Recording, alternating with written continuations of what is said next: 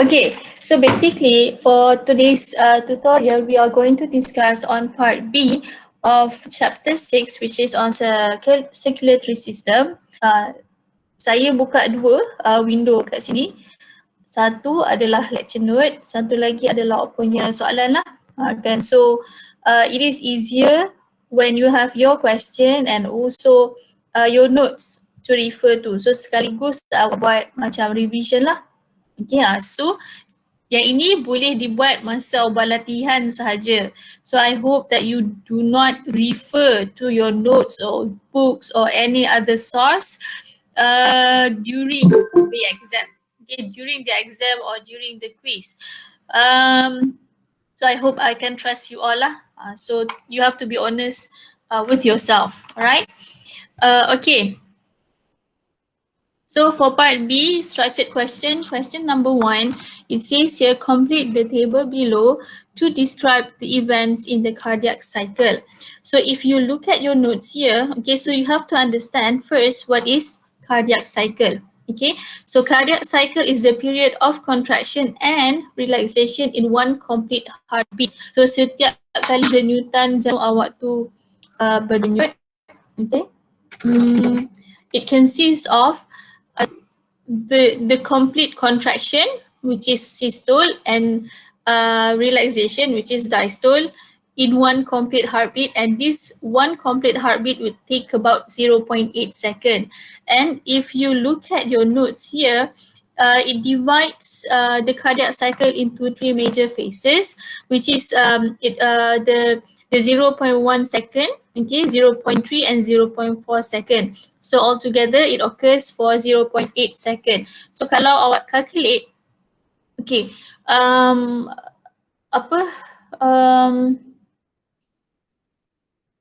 rate, okay, your heart rate. So the heart rate is considered how many times your heart is beating in 1 minute. So maksudnya kalau kita nak dapat 0.8 second for one cardiac cycle. So maksudnya kan ni for 1 minute you have 60 second. Okay, so for 1 minute you have 6 second, and for the normal average heartbeat, okay, in 1 minute is 72 beat. So kita tengok ada tu kan cardiac cardiac output ni kan. Dalam cardiac output, tadi cardiac cycle lah, ni cardiac output, so you have to know the difference.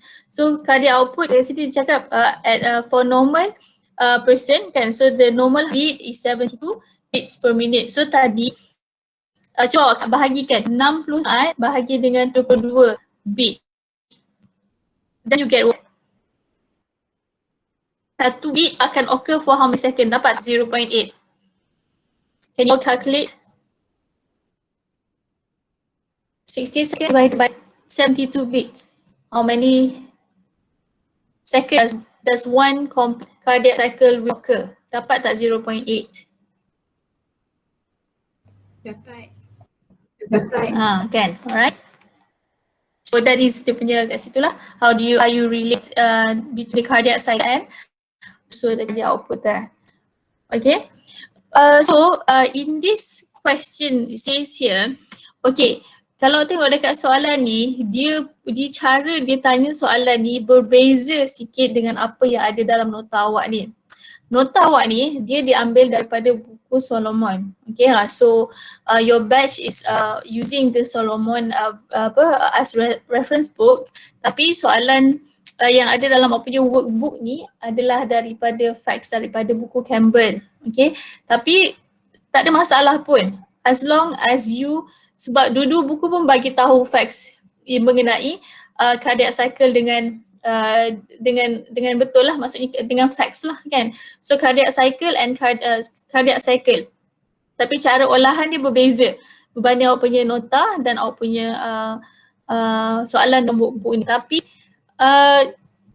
in order for you to be able to understand the question and for you to be able to answer the question, you have to know the concept. Okay, how the cardiac cycle occurs. So in this table, as you can see, it divides the cardiac cycle into 3 phases. Phase 1, phase 2, phase 3. Okay, phase 1, phase 2, phase 3. Kalau awak tengok kat sini, phase 1 ni sebenarnya kan,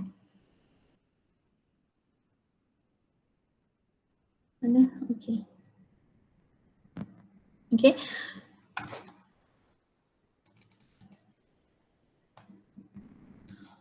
Okay, so phase 1, it says here, okay, blood returning from the large veins, okay, into the atria. Okay, so the large veins here is referring to superior vena cava, inferior vena cava that returns oxygen poor blood from your body. Okay, so this is the superior vena cava. This is the inferior vena cava. Okay, so superior vena cava, it brings oxygen poor blood coming from the upper part of your body, and as for the inferior vena cava, it brings in oxygen poor blood coming from the lower part of your body. Okay, your abdomen and also your lower part of the body. So all that oxygen poor blood will enter into the right atrium. Okay, so that is the large veins. You have the superior and inferior vena cava. Another for the left, okay, left atrium here, okay, left atrium, it brings in oxygen rich blood coming from the lung. So this is the pulmonary vein. Okay, so pulmonary veins, it brings in oxygen rich blood coming from the left and right lungs. Okay, so it enters into the left atrium. Okay, so atria maksudnya it involves dia plural lah. So right and left atrium there. Okay, so kalau yang blank, kotak blank yang pertama ni kan, kalau kita tengok phase yang kedua, so maksudnya awak kena fill in the blanks for phase 1 tu, awak kena ceritakan okay, what happened to the atrium, what happened to the ventricle. So maksudnya bila darah tu nak masuk ke dua-dua chamber of the atrium, obviously the atrium has to be in a relaxed state. Okay, so atrium, apa atrium diastole lah kat situ. Okay, atrium. Sebab tu saya cakap awak kena faham kan konsep. Baru awak boleh jawab soalan, tak perlu hafal pun. Okay, atrium, atrium diastole. Okay, diastole. So what happened to the ventricle? Ventricle, apa jadi kat ventricle? Okay, sebab sekarang ni the volume for the atrium, okay, is smaller compared to the ventricle, and it has to receive blood coming from your body. Okay, so for the ventricle, it has to be in a relaxed state as well. Okay, so it means that for ventricle, it has to be in a diastole.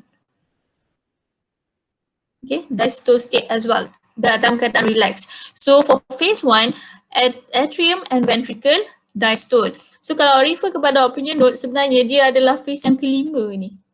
Okay, so dia dia tanya, cara macam Campbell ni dia cerita, dia nak cerita, okay, dia start dengan darah masuk ke dalam atrium dulu. Okay, masuk dalam atrium, masuk ke dalam ventricle, kedua-dua atrium and ventricle ni dalam keadaan relax, okay, diastole. Tapi kalau Solomon, dia start dengan yang kat sini, event yang berlaku dekat 0.1 second. So tak ada masalah pun as long as you understand how the cycle occurs. Okay. Okay, so kalau so next awak kena cerita dari segi what happened to the AV valve. Okay, AV valve location dia kat mana? AV valve is in between the atrium and the ventricle. So you have here the AV valve and also the AV valve. Okay, atrioventricular valve. Okay, so in order for the blood from the atrium to enter into the ventricle, obviously the AV valve has to be open lah. Faham? Tak boleh close. Okay, so as for the semilunar valve, where is the location of the semilunar valve? Semilunar valve ni pun ada dua. Satu dekat aorta, okay, antara ventricle dengan aorta. Dekat aorta tu ada semilunar valve. We call it as the aortic semilunar valve, which is here. Ni. Okay, yang saya bulatkan tu. So this is aortic semilunar valve. Okay, and another one is the pulmonary semilunar valve. Okay, so pulmonary semilunar valve is in between the right ventricle and the pulmonary artery. So yang biru ni awak tengok kan. So ini adalah pulmonary artery. So pulmonary artery it goes to the from the right ventricle. When the right ventricle contracts, it pushes oxygen, poor blood through the pulmonary artery to the pulmonary circuit to the lung lah kan. So maksudnya bila dalam keadaan atrium diastole, ventricle diastole kan, the chambers is collecting, they are collecting blood at that moment. Okay, so maksudnya semilunar valve, both of the semilunar valve, aortic semilunar valve and also pulmonary semilunar valve has to be closed sebab dia nak collect blood into the four chambers of the heart. Okay, so kena faham kat situ. So done with phase 1. So phase 2 tadi, okay, so phase 2. So when the atrium systole, it pushes all the blood into the ventricle and the ventricle has to be in a relaxed state. So kalau nak relatekan dengan conduction of the heart, okay, tadi saya mention kan, SA node is where the impulse is initiated to cause the heart chamber to contract. Okay, so tengok kat sini, so daripada SA node, so impulse akan spread through the atria, okay, and causes the atria to contract. And then when the atria contract here, okay, when the impulse reaches the AV node kan, AV node yang ini, yang kuning kat bawah ni awak tengok kan, so yang saya contoh tu tadi. So there is a slight delay, okay, in the conduction of the impulse sebelum dia masuk ke bundle of His. Okay, so this is to make sure that the atria is finished contracting, to make sure that all the blood is pushed into the ventricle. Okay, so itu cara nak relatekan lah the event that occurs in the cardiac cycle and also the conduction system of the heart. Okay.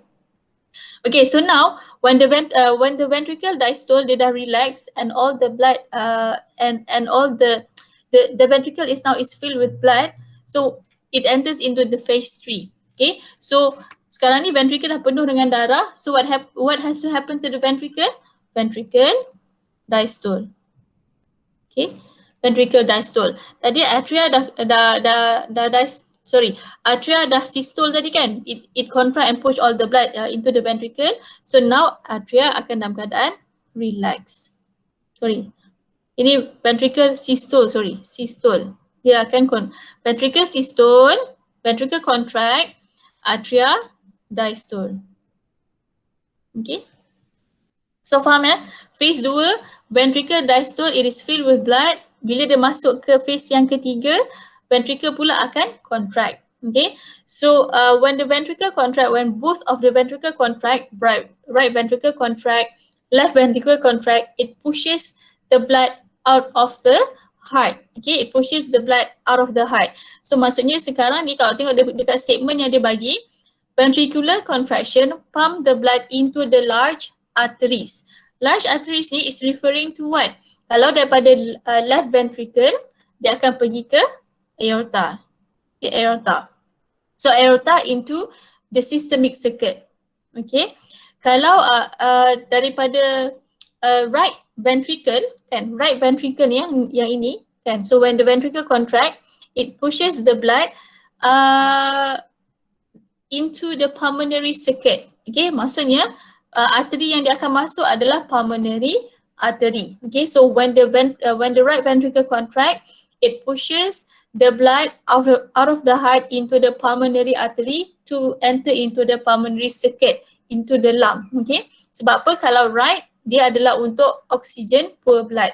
Kalau left, untuk oxygen rich blood. Okay, so itu awak kena ingat lah. Okay, so now awak kena state what happened to the AV valve.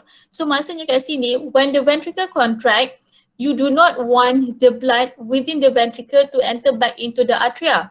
Okay, so AV valve has to be closed. Okay, has to be closed. Okay, so in order for the blood to move out of the heart, okay, daripada ventricle into the aorta ataupun pulmonary artery, obviously semilunar valve has to open. Okay, aortic semilunar valve open, pulmonary semilunar valve open so that the blood can flow into the systemic circuit and also pulmonary circuit respectively. Okay. So itu awak kena tahu untuk cardiac cycle. Okay, so 3 phase ni. Okay, so kalau macam dalam soalan dalam exam pun kalau dia tanya markah dia takkan jadi 6 lah kan. Ini macam untuk latihan untuk awak lah, tapi kalau dalam exam markah dia dalam 3 ataupun 4 macam tu kalau dia tanya lah kan. So that is for the cardiac cycle. Okay.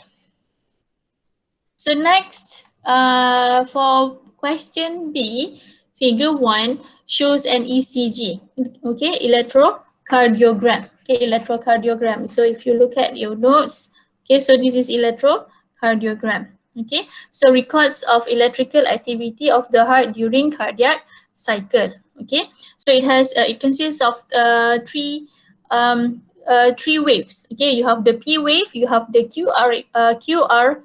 QRS wave and also T wave. So what happened during the P wave? It is when the atria contract, okay, systole.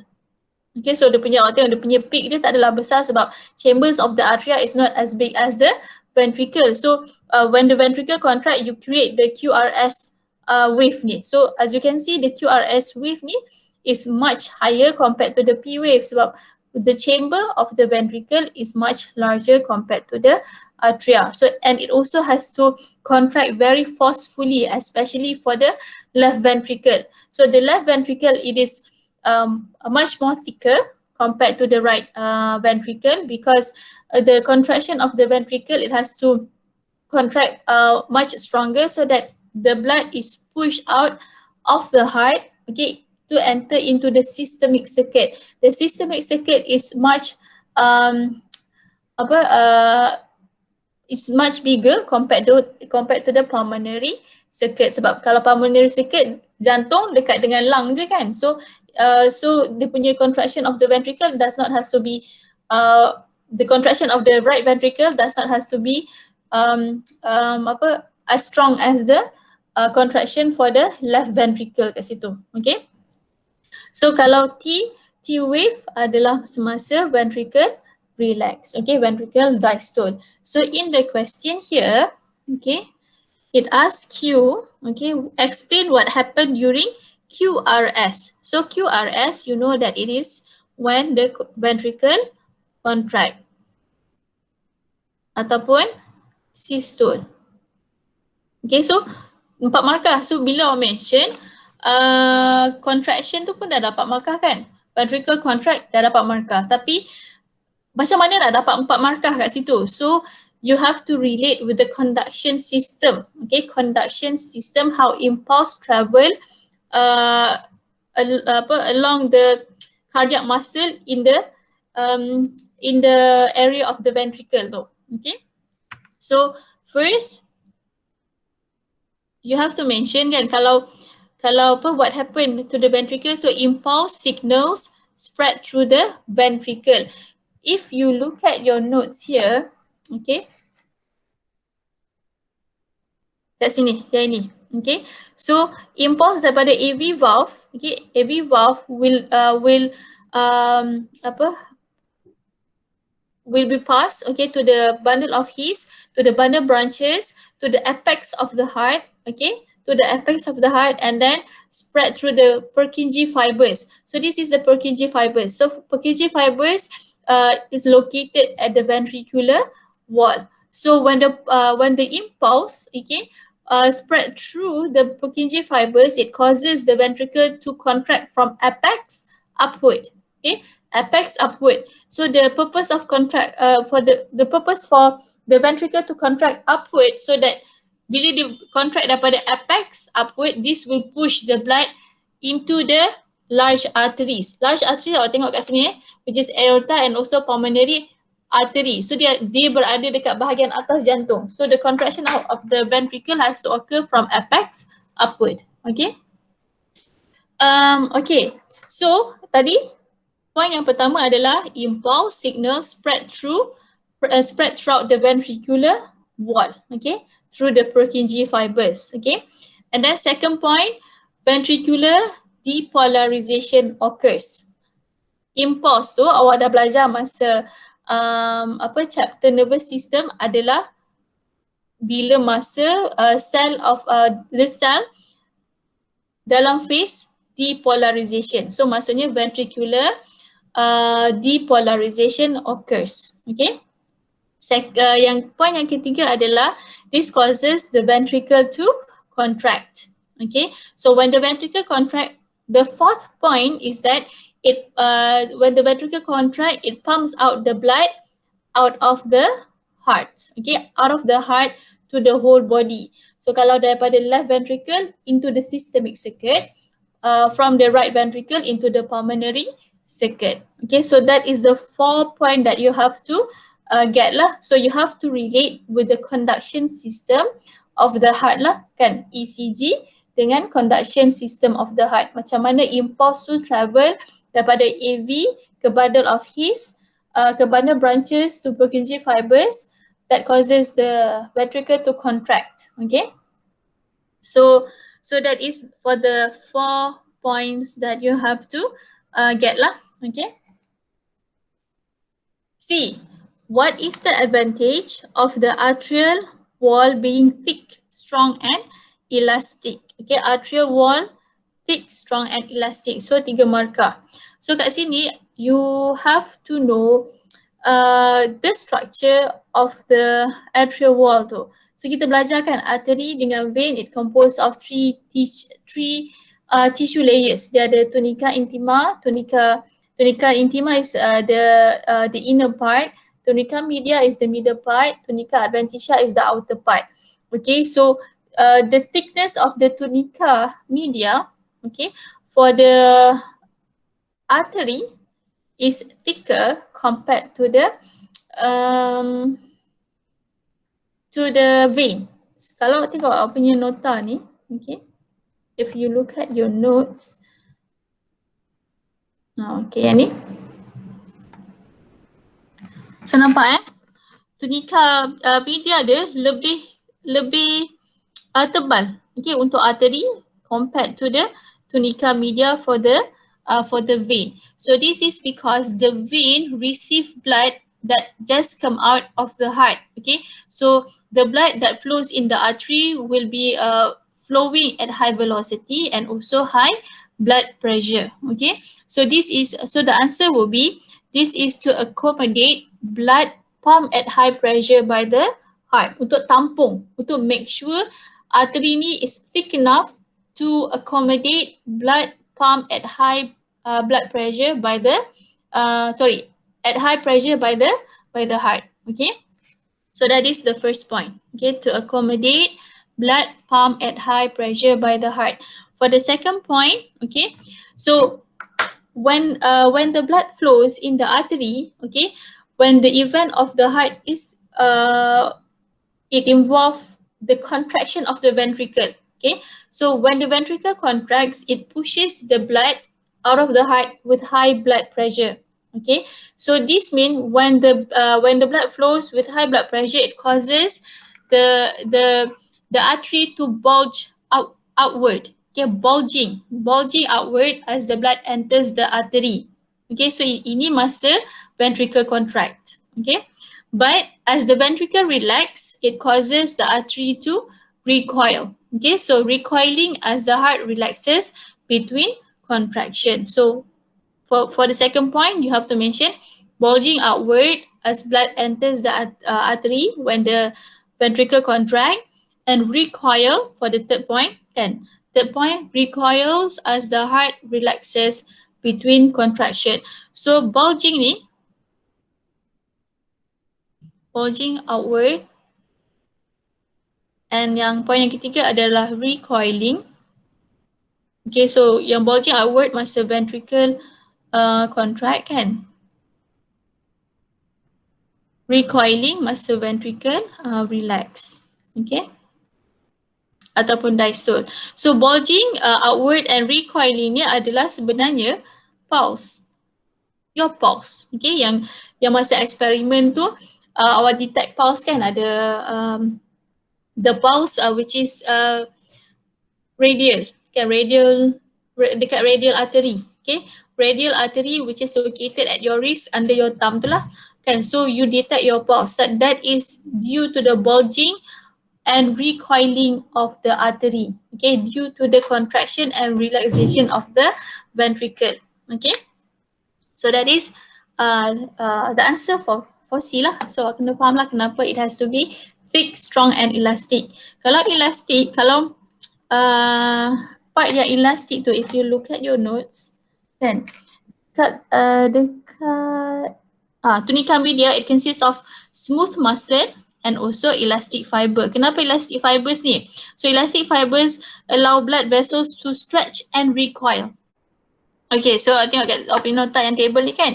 So the tunica media consists of smooth muscles. Smooth muscle enables the artery to be able to vasodilate and vasoconstrict. Constrict and dilate itulah vasodilate and vasoconstrict. For the elastic fibers here, it allows the blood vessels or the artery to stretch and recoil to maintain blood pressure. Stretch and recoil due to the different blood pressure that enters into the artery.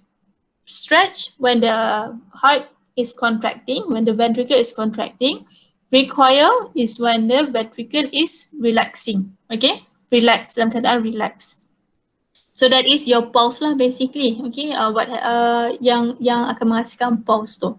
Okay, so that's why pulse rate is the same as your heart rate. Okay. For question number 2. What is the advantage of smooth muscle forming the wall of the artery and arterioles? Smooth muscle adalah dekat tunica media kan? Tunica media. Okay, so what is the advantage of the smooth muscle wall of the artery and arterioles? So smooth muscle apa? It enables the artery and the arterioles to vasodilate and also to vasoconstrict. Okay, so the purpose of vasoconstriction and vasodilation is to regulate, okay, the flow of the blood, okay, regulate the path of the blood flow, okay, the path of the blood flow. For example, kalau kita tengok hari tu masa kita belajar thermoregulation, okay, so thermoregulation ni awak kena fahamkan lah. So thermoregulation, circulatory adaptation, okay, under circulatory adaptation. So for animal that lives in really cold area, okay, so contohnya dalam opini nota tu apa, goose kan. So goose bila kaki dia duduk dalam air, so the superficial blood vessels, the blood vessels that located at the extremities of the body, can will constrict, okay, so will constrict. So this is to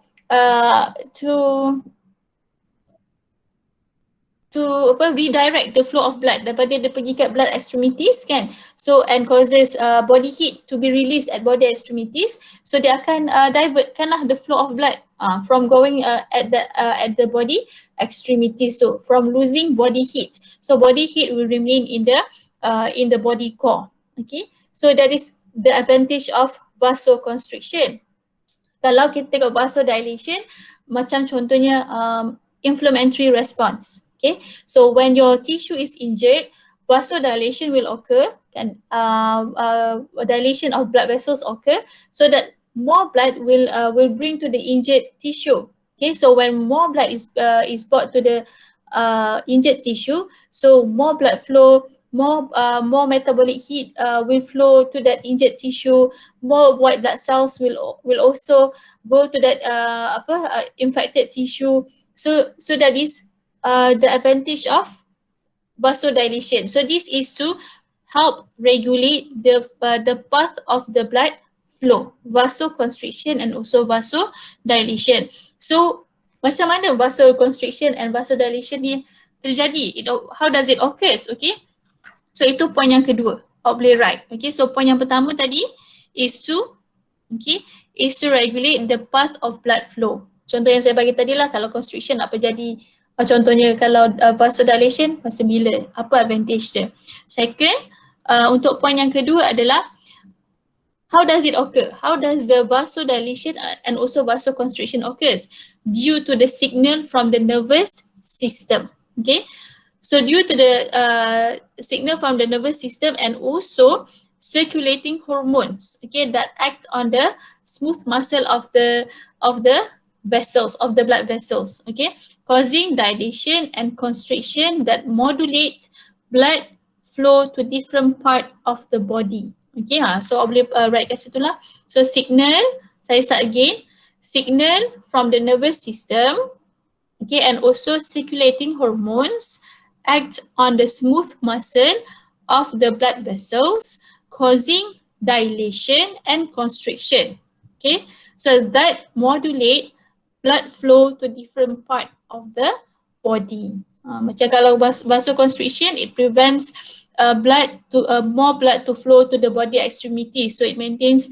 So this is to maintain body heat in the body core. Kalau inflammatory response, more blood is will be bring to the injured tissues. Okay, so inflammatory response can occur. Okay, to heal the infected or injured tissues. Okay, so that is for question 2A. Okay, so for 2B, why veins do not require a thick wall? Okay, so for 1 mark, because the vein conveys back the blood to the heart at low blood pressure. Okay, so vein kedudukan dia dah jauh daripada jantung kan. So daripada jantung ke artery and then arterioles and then blood capillaries. So as the blood flows from artery, arterioles, blood capillaries, the velocity of the blood flow will be reduced and also the blood pressure will be reduced. So that's why the vein does not has to be as thick as the artery, okay, because the blood that flows in the vein will flow at low blood pressure because it is further away from the heart. Okay, so C, why blood velocity is reduced as it moves from arteries, capillaries. Okay, why is blood velocity is reduced as it moves from artery to arteries, capillaries? So yang ini awak kena mention dari segi total cross-sectional area. So kalau awak tengok dekat awak punya nota ni, yang awak kena relatekan dengan graph tu.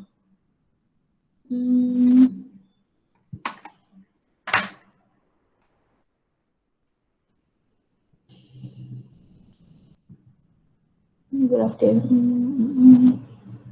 Ni, okay. Total cross-sectional area ni. So bila blood flows in the artery and then into the arterioles, into the capillary beds, okay. So the capillary beds will have the largest cross-sectional area, okay. So when it has the largest cross-sectional area here, okay, so it causes the blood velocity to drop. Awak tengok blood velocity drop, okay. So total cross-sectional area is very high at the total cross-sectional area of the blood capillaries. Okay, dia bercabang-cabang kan dekat tisu tu. So blood velocity will be reduced. Now, what is the advantage of lowering the blood velocity as it enters into the blood capillaries? Apa advantage dia? So that when blood flow really slowly at blood capillaries too, this is to ensure that there is efficient, okay, diffusion of respiratory gas, okay, from the blood, which is oxygen, into the interstitial fluid, into your body cells, okay, and also nutrients from your blood into interstitial fluid into your body cells, and vice versa lah. So your body cell also produce carbon dioxide. So carbon dioxide has to diffuse out of your body cell into interstitial fluid into your blood capillaries. Okay, so that's why the flow of blood the velocity of the blood is slow at blood capillaries too. Okay, to ensure that there is efficient diffusion of respiratory gas and also nutrients, okay, from blood capillaries into your body cells, waste from body cell into your blood capillaries, okay, into your blood circulation. Okay, so So that is the answer lah. So each artery conveys blood to so many blood capillaries that the total cross-sectional area is much greater in the capillary beds than in the artery. Okay, so kelajuan dia akan reduce lah kan. So daripada arterioles into capillary beds. Tapi bila dia masuk ke dalam venules and veins, the velocity akan increase sikit balik. Okay, as you can see here, the velocity of the blood flow will increase a bit here. Okay, tapi tak selaju masa dia masuk ke dalam arteri lah. Okay. So next, the last question here, question 3. Figure 2 shows tunic layers of blood vessels. Tadi kita tengok kan. So basically, for A is tunica. Tunica apa? Tunica intima. So tunica intima is basically the inner layer here, okay, is made up of endothelium, okay, endothelial cells, okay. So so outside of the endothelial cell, here you have the basal lamina, okay. So basal lamina. So that is tunica intima, okay. So for B is tunica media. Tadi kita tengok they composed of smooth muscle and also elastic fibers. And tunica adventitia, it is composed of collagen. Dia ada dua komponen tadi, collagen and also the other one is connective tissues. Okay, tunica adventitia, collagen and also connective tissues. Okay. So kita namakan dia yang ketiga-tiga tu. So you have to know. And then okay, explain the role of okay, explain the roles of the smooth muscle and elastic fibers which form the tunics. Macam soalan tadi lah juga, lebih kurang kan. So 4 markah, lebih kurang je jawapan dia. So smooth muscle allow blood vessels to constrict and dilate. Okay, so your blood vessels is able to undergo constriction and also dilation. So smooth muscle allow blood vessels to constrict and also dilate. First point. Okay. Second point, why? Why does the blood vessels constrict and dilate? It is to regulate blood flow. Okay, regulate blood flow. So itu point yang untuk smooth muscle lah. Okay, so allow constriction and dilation occurs to regulate blood flow. Okay, 2 markah untuk smooth muscle. For elastic fibers adalah elastic fibers allow blood vessels to stretch and recoil. Okay, to stretch and recoil, 1 mark. Okay, second mark kenapa? To maintain blood pressure. Okay, so form 4 markah lah. 2 explanation for smooth muscle, 2 explanation untuk elastic fibers of tunica media. Okay, tunica media. So tunica media composition dia adalah smooth muscle and also elastic fibers. Okay, so B, why veins have thinner walls compared to artery? Ni markah yang sama ke? Soalan yang sama?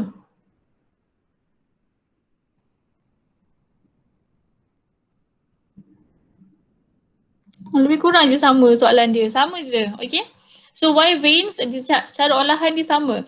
So why veins have thinner walls compared to artery? Because macam tadilah, satu, veins dia ada 2 markah, okay. So vein have less smooth and elastic fiber compared to artery. Dia punya tunica media is not as thick as the artery. Okay, so therefore vein have less smooth and elastic fibers compared to artery. First point. Second point, tadilah yang point yang macam tadi, because blood flows under lower velocity and lower blood pressure. That is for the second point. Okay. So C, describe the differences between the right and the left duct lymphatic ducts. Okay, yang ini organisasi dari segi lymphatic system lah. So as you know, the function of the lymphatic system is to retain excess fluid, okay, that enters into the interstitial fluid from the due to the high blood pressure that flows at the atrial end. Okay, the atrial end will allow fluid from the blood to enter into the interstitial fluid. So this excess interstitial fluid cannot remain in your body tissue. It has to return back to your blood circulation through the lymphatic system. So daripada lymphatic capillaries into the lymphatic vessels, into the lymphatic ducts, and then into your subclavian veins. We have the right and the left subclavian veins. Okay, so these both of these subclavian veins are located near your shoulder and near your heart. Kalau kita tengok dekat punya nota ni, okay, subclavian veins.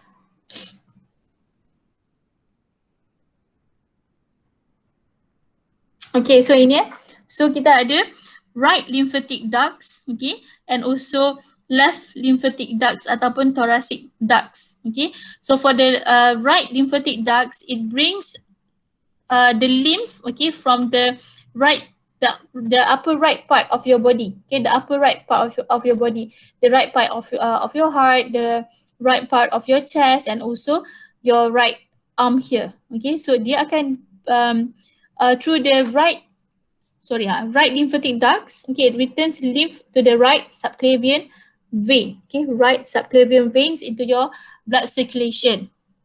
Okay, so tapi kalau left lymphatic ducts ataupun thoracic ducts, it returns blood coming from the left side of your head, left side of your abdomen, left arm, hand, okay, and also the lower part of your body, abdomen and lower part of your body. So all this all this lymph has to return back to your blood circulation through the left lymphatic ducts and enter into the left subclavian vein. So bila dah masuk dalam vein, maksudnya dia akan lymph tu akan masuk balik dalam punya blood circulation lah. Okay, so describe the difference yang macam saya cakap tadi lah. So kalau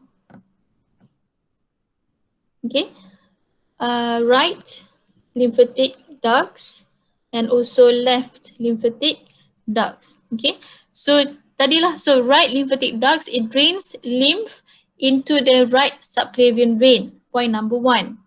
Okay, so for left, it empties the lymph into the left subclavian vein. Okay, second point, daripada region tadilah yang saya mention, kalau right, this region, okay, kalau left, this region. So you have to list down the region lah. So kalau right, lymph from the right side of your head, neck, and also thorax. Left, from the lymph coming from the left side of your head, neck, and also body. Okay, the lower part of your body. So the last question. So make sure punya perbandingan tu dia tally. Alright. The last question here, it says, describe the function of the tonsil as the lymphatic organs. So lymphatic organs, one of the lymphatic organs is the tonsil. So basically tonsil, for the first point,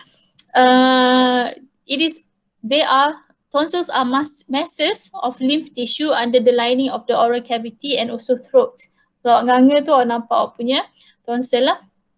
Okay, second point, it is to help or to protect the respiratory system from infection by destroying bacteria and other foreign agents that enter the body through the mouth and also the nose. Okay, so second point lah. So helps protect the respiratory system from infection. Okay, by destroying bacteria and other foreign agents that enter the body through the mouth and also nose. Okay, so 2 markah kat situ. So that's the end of discussion for part B of chapter 6. So do you have any questions?